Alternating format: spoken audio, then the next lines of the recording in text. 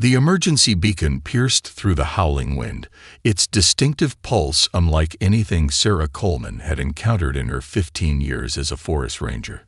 Through the whiteout conditions of the Colorado Rockies, the veteran ranger pushed her snowmobile forward, following the signal that had interrupted her routine patrol. The beacon's rhythm didn't match any known distress patterns, civilian or military. The weather station had warned of the approaching storm system, but its intensity had exceeded all predictions. Now, at 11,000 feet, Sarah navigated between towering pines, their branches heavy with fresh snow. The beacon grew stronger, accompanied by an odd violet glow filtering through the curtain of white. Sarah killed the snowmobile's engine, the sudden silence broken only by the wind and that strange, pulsing signal. Her hand instinctively went to the satellite phone on her belt, then stopped. Something told her to wait. The violet light intensified as she trudged through knee-deep snow, her experience guiding her movements in the treacherous terrain. When she crested the ridge, her breath caught in her throat. In a small clearing lay what could only be described as a spacecraft, sleek, organic in design, its silvery hull marred by deep gashes. The vessel was roughly the size of a small passenger plane, but its shape defied conventional aerodynamics. "Hello," Sarah called out, her voice nearly lost in the wind. "This is Forest Service. Anyone there?" A section of the hull shifted, revealing an opening. Sarah's hand moved to her sidearm, not drawing it but ready. Her training warred with her instincts. Protocol demanded she call this in immediately, but something deeper told her to wait. From the opening emerged a figure that moved with an unsettling grace despite obvious injury. It was tall, easily 7 feet, with a crystalline quality to its skin that seemed to capture and reflect the violet light. Behind it came 2 smaller figures, supporting each other. The tall one spoke, its voice resonating in Sarah's mind rather than her ears. "Help, please. The young ones. They won't survive much longer in this cold." Sarah's decision was made in that moment. Protocol be damned. These weren't invasion forces or threats. They were survivors. And they were suffering. The smaller figures trembled visibly, their crystalline skin taking on a dull, frosted appearance that Sarah instinctively knew wasn't natural. "My cabin's 4 miles from here," she said, gesturing to her snowmobile. "I can take the little ones first, then come back."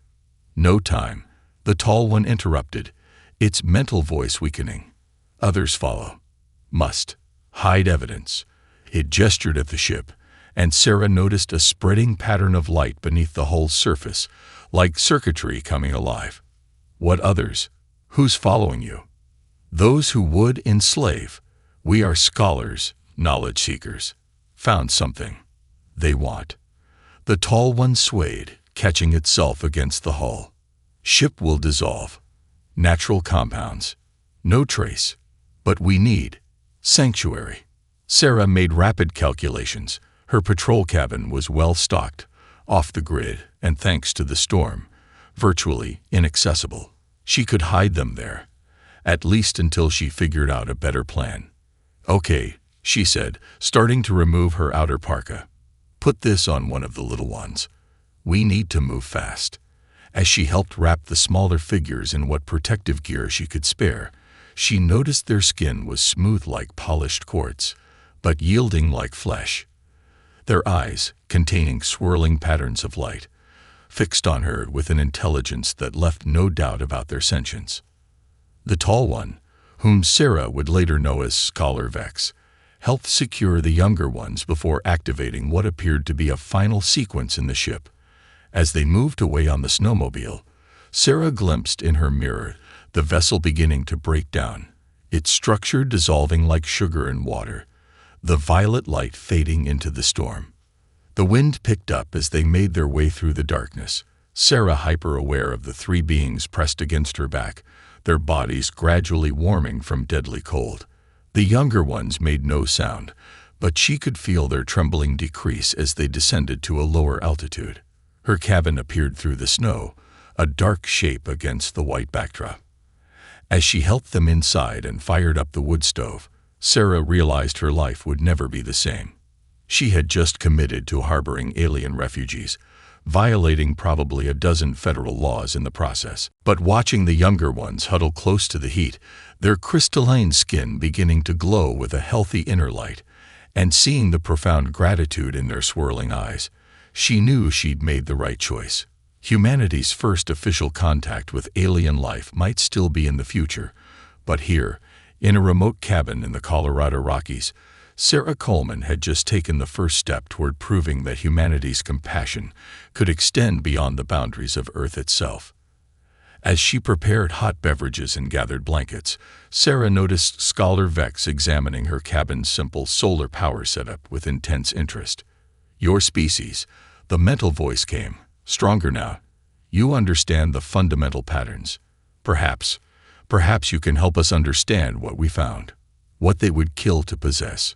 Sarah handed out mugs of hot chocolate, which the younger ones studied with fascination before mimicking her drinking motion. "First," she said firmly, "we get you warm and safe. Then you can tell me what you found that's worth crossing the stars to protect." Outside, the storm raged on, erasing all traces of their arrival, while inside, an unlikely alliance was forming, one that would eventually change the course of two civilizations. Dawn broke over the mountains, painting the snow-covered landscape in hues of pink and gold. Inside the cabin, Sarah watched as Scholar Vex traced complex patterns in the frost on the window, the alien's crystalline fingertip leaving trails of light in its wake.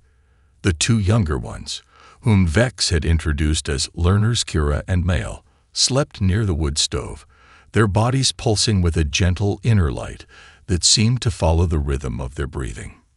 3 days had passed since the rescue, and the storm had finally begun to ease. Sarah had radioed in equipment problems to explain her extended stay at the patrol cabin, but she knew that excuse wouldn't hold much longer. She needed answers.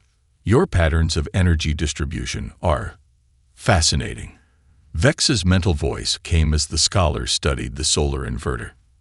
"Inefficient, but ingenious in its simplicity." "Speaking of energy," Sarah said, pouring herself another cup of coffee, "maybe it's time you told me what you found that was worth crossing galaxies to protect." Vex's crystalline form shifted, taking on a deeper, more serious hue. The alien settled into a chair, movements fluid despite their angular appearance. "We are archivists," the mental voice explained. "We travel between civilizations, studying their technological evolution. Most species follow predictable paths. Their energy systems evolve from chemical to nuclear to quantum. But occasionally—" Vex paused, the swirling patterns in their eyes intensifying. "We found ruins on a dead world, ancient beyond measure. They had achieved something impossible: perfect energy transfer. No loss, no degradation, infinite scalability." Sarah frowned.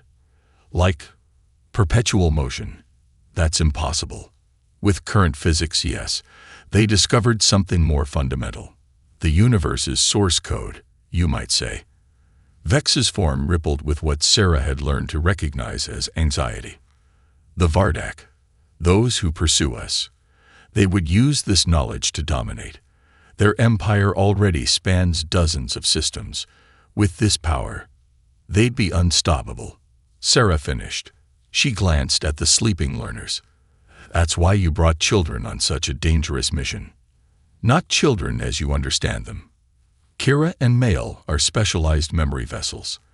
Their crystalline matrices can store and protect information in ways that cannot be forcibly extracted. The knowledge is safe within them until they choose to share it." Sarah absorbed this, watching the young ones sleep. Despite their alien nature, their vulnerability touched something deep within her. "How long until the Vardak track you here?" "Unknown. The storm helped mask our arrival, but they are persistent. We need to reach our sanctuary outpost, but its location was compromised. We need time to establish a new one." A scratching sound at the door made them both freeze. Sarah grabbed her rifle, but it was just a pine marten, seeking shelter from the cold. As she watched the small creature scurry away, an idea began to form. "The old mining tunnels," she said slowly. "The whole region is honeycombed with them. Most are forgotten, marked as unsafe on official maps. Some connect to natural cave systems. With your knowledge of energy systems, we could set up a sustainable hideout." Vex's crystalline surface rippled with interest. "Show me." Sarah spread out her topographical maps on the table.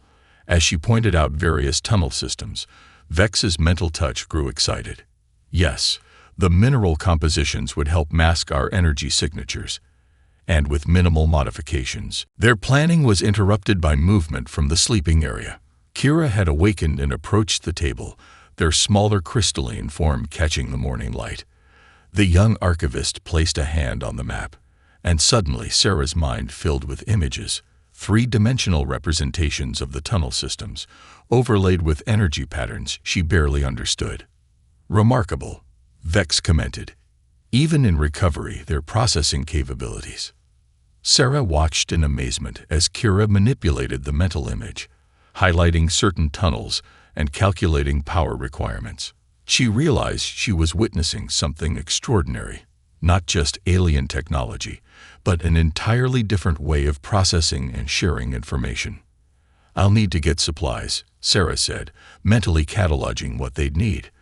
"And I'll have to maintain my regular patrol schedule to avoid suspicion. But we can make this work." Vex's form brightened. "You risk much to help us." Sarah looked at kYeah, still manipulating the mental map, then at Mail, who had begun to stir. Maybe it's time humanity took a bigger role in galactic affairs, starting with making sure knowledge stays free. Over the next few hours, they refined their plans. Sarah would gradually transport supplies to their chosen cave system, while Vex would modify some of their surviving technology to create sustainable living conditions. The learners would need to remain hidden, their precious cargo of knowledge protected until a new sanctuary could be established.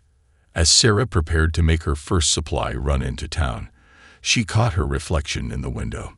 The person looking back at her wasn't just a forest ranger anymore. She had become humanity's unwitting ambassador to a cosmic conflict. The weight of that responsibility should have terrified her, but instead, she felt a growing sense of purpose. The learners had approached her now, their crystalline forms casting prismatic patterns across the cabin walls. Through their shared mental touch, they conveyed not just gratitude, but a deep respect for her species' potential. In helping them, she was proving that humanity could be more than the Vardak's empire of conquest. They could be protectors of knowledge, champions of freedom. Sarah shouldered her pack, ready to begin their next phase. "I'll be back before dark," she said. "Try to keep the light show to a minimum while I'm gone." The gentle pulse of amusement from all three aliens told her they understood both her words and her attempt at humor. As she stepped out into the crisp mountain air, Sarah smiled. Somewhere above, the Vardak were surely closing in. But here, in these ancient mountains, humanity's capacity for compassion was about to change the course of galactic history. Sarah's boots crunched on the fresh snow as she approached her ranger station, heart pounding. The black SUVs parked outside confirmed her worst fears. Through the window, she could see men in suits speaking with her supervisor, Jim. Their bearings screamed federal agents. 2 weeks had passed since she'd helped the aliens establish their hideout in the abandoned Golden Creek mine. The cave system had proven perfect. Its natural quartz formations helped mask their energy signatures, while the old mining equipment provided cover for any power usage. But now, it seemed their borrowed time was running out. She straightened her uniform and walked in, keeping her expression neutral. Jim looked up, relief crossing his weathered face. "Sarah, good timing. These gentlemen are from the Department of Energy. They've picked up some unusual readings in your patrol area." The taller agent turned, his face professionally blank. "Agent Reynolds, DOE. We're investigating some anomalous energy signatures that our satellites detected during last week's storm. Anything unusual to report, Ranger Coleman?" Sarah met his gaze steadily. "The storm knocked out power to my patrol cabin. Had to rely on the backup generator more than usual." "Could that be what you picked up?" Reynolds smiled thinly. Our readings suggest something more exotic, specifically in the area around Golden Creek. He spread a map on the desk, marked with colored overlays. We're particularly interested in this region. Sarah forced herself to look at the map casually, even as her stomach churned. They were too close. That's all abandoned mines up there. Dangerous area. We keep it marked off limits to the public. And yet, the second agent spoke up. Your vehicle transponder shows multiple visits to that sector over the past 2 weeks. I've been checking the old emergency shelters, Sarah replied smoothly. After that last storm, I wanted to make sure they were still stocked. Some of our winter hikers aren't as prepared as they should be. Reynolds studied her for a moment. Mind showing us these shelters? Before Sarah could respond, her radio crackled. Station, this is Rescue 1. We got lost hikers up on Mason Ridge, possible hypothermia. Need immediate assistance. Jim grabbed his coat. Sarah, take the east approach. I'll coordinate from here. He turned to the agents. Sorry, gentlemen. Safety first. We can continue this later. Sarah was already moving. Gratitude for the interruption warring with worry. As she drove her patrol vehicle toward Mason Ridge, she keyed her emergency radio, the one she'd given Vex. We have a problem. Government agents are investigating the area. You need to power down everything. Now. The response came as a gentle mental touch. Already done. kYeah sensed their scanning devices. But Sarah, we have a bigger problem. The Vardak. They're here. Sarah's hands tightened on the steering wheel. How many? A scouting party. Small ship, cloaked in high orbit. They'll have detected the same energy signatures as your government. We estimate 3 days before they narrow their search to this region. The agents will find you before then. Sarah said, turning off the main road onto a forest track. We need to move you. The knowledge within kYeah and Mail is too sensitive to risk transport now. They've begun integrating it into their matrices, a process that cannot be interrupted. Vex's mental voice carried an edge of desperation. If captured before completion, the information could be extracted painfully, fatally. Sarah pulled over, mind racing. The Dewey agents would return with equipment, maybe a warrant. They'd search every inch of those mines. And behind them, the Vardak were closing in. She needed help, but who could she trust with something this big? An image flashed in her mind, not her own, but shared by Vex. A memory of their ship dissolving into the storm, leaving no trace. The mines, she said suddenly. How much of your technology survived? Enough. You have an idea. Those mines aren't just abandoned. They're officially condemned. Unsafe, if there were to be a collapse. She felt Vex processing the suggestion. Yes, we could use our remaining dissolution technology. Configure it to look like natural structural failure. The tunnels would be sealed, buying us time to finish the knowledge integration and find a new haven. Sarah concluded, but we'll need help, and I think I know where to find it. She turned her vehicle around, heading not toward Mason Ridge, but to a small house on the outskirts of town. 10 minutes later, she pulled up outside the home of Dr. Elena Martinez, a geologist who'd retired from the university to write books about the region's mining history. If anyone could help them stage a convincing cave-in, it would be Elena. As Sarah walked to the door, she realized she was about to break every security protocol, risk her career, and possibly commit several federal crimes. But the alternative was unthinkable. The Vardak would torture kYeah and Mail for their knowledge, using it to enslave countless worlds. And humans would become just another species under their boot. Elena opened the door, her gray hair wild as always, reading glasses perched on her head. Sarah, what brings you by? Sarah took a deep breath.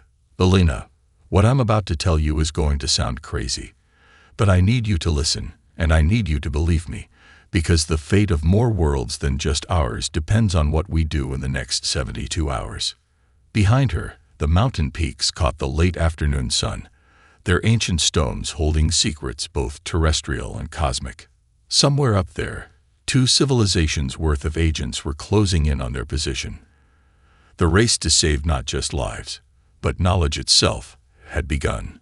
Dr. Elena Martinez stood in the Golden Creek mine, her headlamp illuminating the crystalline forms of the alien refugees.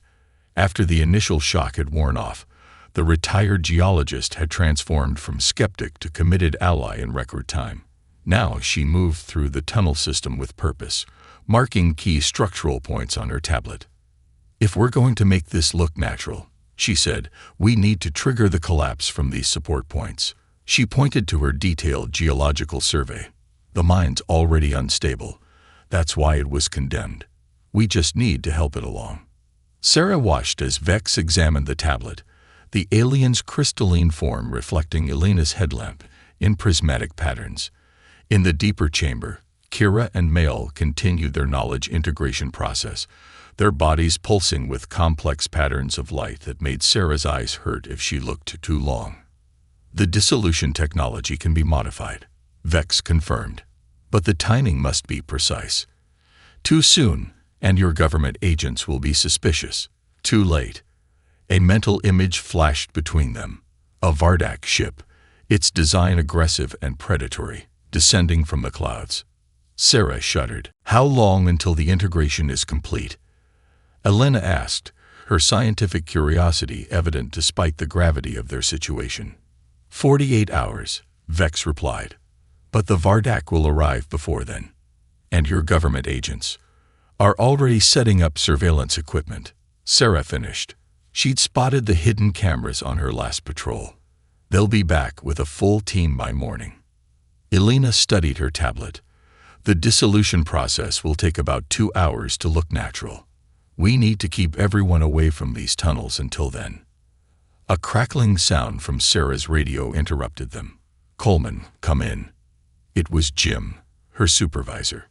"Go ahead," she responded, keeping her voice steady. "Those doughy agents are back with a warrant. They're assembling a team to search the Golden Creek sector at first light. I stalled them as long as I could." Sarah met Vex's swirling eyes. "Understood. I'll meet them at the station." She clicked off the radio and turned to Elena. "How fast can you get your equipment in place?" "Give me 3 hours." "But Sarah, once we start this, there's no stopping it. The whole system will come down." "We'll need a distraction," Sarah said. "Something to keep the agents focused elsewhere until it's too late to stop the collapse." She paused, an idea forming. "And I think I know just the thing."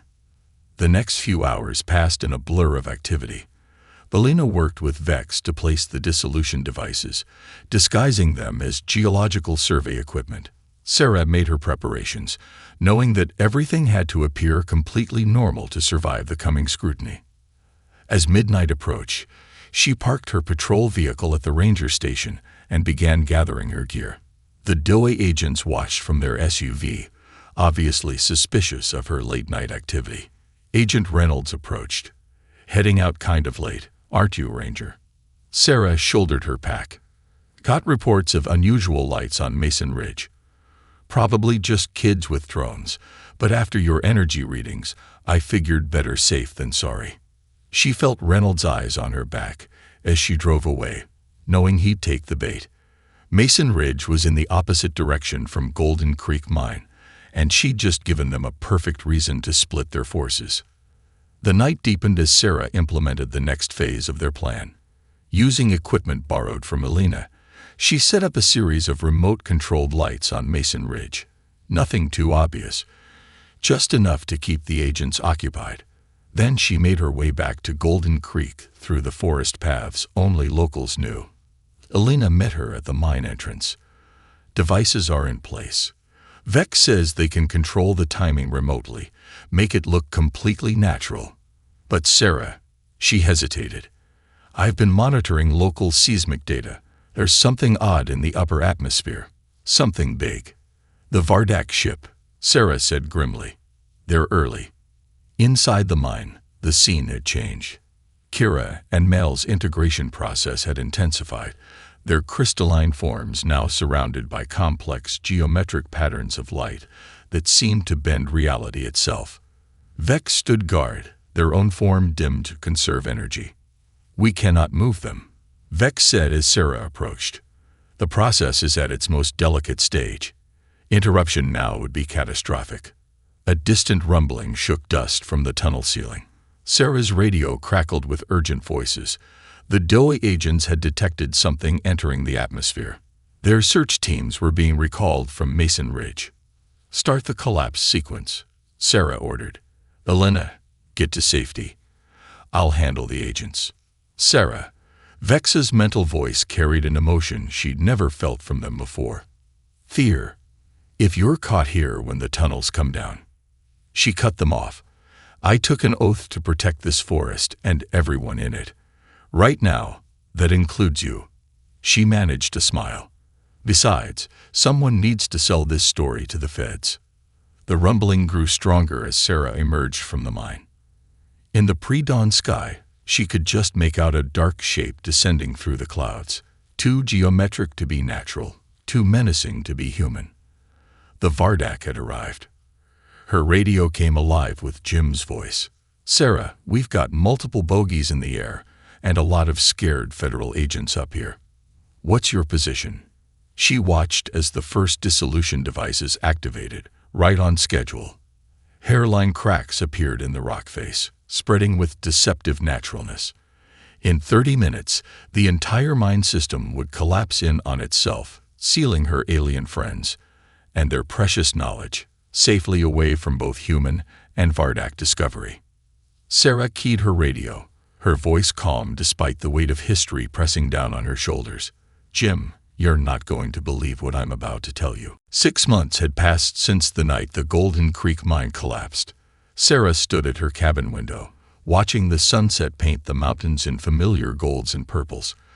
Behind her, Dr. Elena Martinez was explaining geological survey data to a group of very unusual graduate students.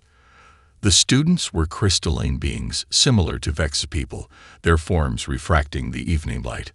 They were part of the first official cultural exchange program between Earth and the Archivists Coalition, a program that existed largely because of what happened that night 6 months ago. Sarah smiled, remembering how events had unfolded.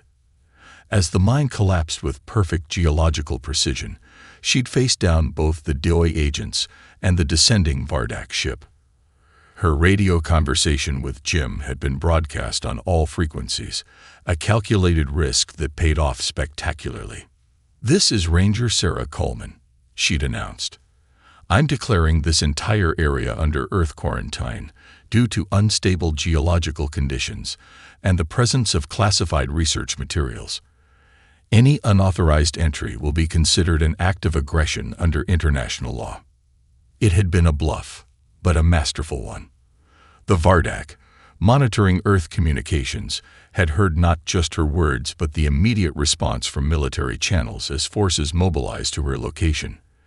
They'd also detected the mine collapse, which effectively erased any trace of their quarry.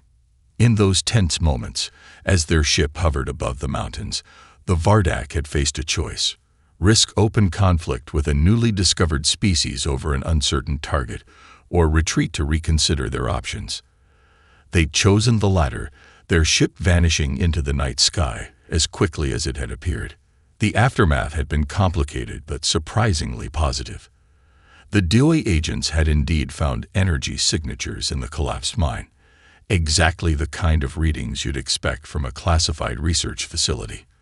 Belena's geological expertise had proven invaluable in explaining the collapse as a natural event, while Sarah's quick thinking had established a cover story that both protected the truth and opened the door for future possibilities. 2 months after the collapse, when kYeah and Mail had completed their integration and the Vardak threat had passed, the archivists had made official contact through more conventional channels. Their revelation of the Vardak's existence and imperial ambitions had galvanized Earth's nations into unprecedented cooperation. Now, the old mining town was transforming into a center for interstellar cultural exchange. The knowledge kYeah and Mail had protected, the secret of perfect energy transfer, was being gradually shared with carefully chosen human scientists. Elena's geological surveys had proven that the entire region was rich in crystals similar to those the archivists used in their technology, making it an ideal location for joint research projects. The quantum resonance patterns are remarkably similar, Elena was saying, her tablet displaying complex energy diagrams. We're finding that Earth's natural crystal formations can be adapted to. A familiar mental touch interrupted Sarah's reminiscence. She turned to find Vex in the cabin doorway, their crystalline form now adorned with symbols of their new role as Earth's primary diplomatic liaison. The Council has approved the next phase, Vex announced to the room. Earth will be officially recognized as a protected sanctuary world. The knowledge within these mountains, combined with humanity's unique approach to problem-solving, makes this planet too valuable to risk falling to the Vardak. Sarah caught the subtle emphasis on unique approach. In the months since first contact, the archivists had been consistently amazed by humanity's ability to find unconventional solutions. Where other species might have met the Vardak with pure force or total submission, humans had demonstrated a talent for the third option, the unexpected path. Protected status means defensive technology sharing, Elena said, her eyes bright with possibility, and combined research initiatives. Indeed, Vex agreed. But more importantly, it means a new future. The Vardak's empire is built on force and fear. But here, in these mountains, we're building something different, a partnership based on trust and shared discovery.